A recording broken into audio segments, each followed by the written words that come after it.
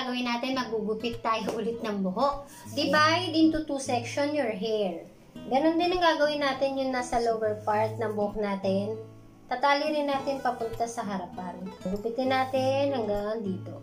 Pagkatapos ito, point cut natin. Then ito naman ang gugupitin natin. So, ipo-point cut din natin ito. Ay, ito siya. Ang ganda guys. Parang layered lang din. Kung satisfied na kayo sa ganitong buhok, pwede na rin. Pero dahil gusto ko pa siyang iksian, yun na naman tayo sa iiksian. Itong nasa harapan ko ay lalagyan lang natin ng style para hindi naman siya plain ano lang.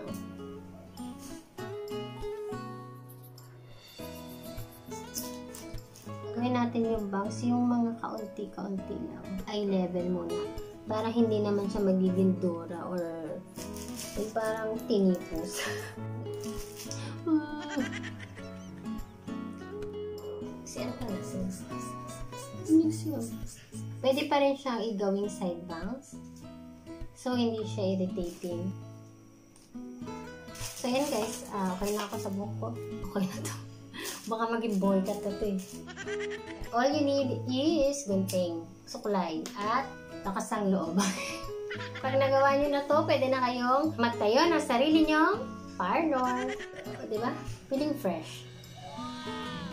Nagustuhan nyo yung ating haircut tutorial ngayong araw na to, don't forget to subscribe. Beauty and the Boss. Mga gustong mag-color ng kanilang hair, you can try Honey Tea Brown by Primo. Sa mga gustong mag-detox, after nyong ma-box, ranas kayo ng hindi maganda, after nyong maturukan, hindi nyo po itong i-report sa FDA, sa PhilHealth, kasi meron silang compensation package sa lahat ng mga na-side effect. Please watch it. Marami po kayong matututunan dyan. Thank you so much for watching. God bless.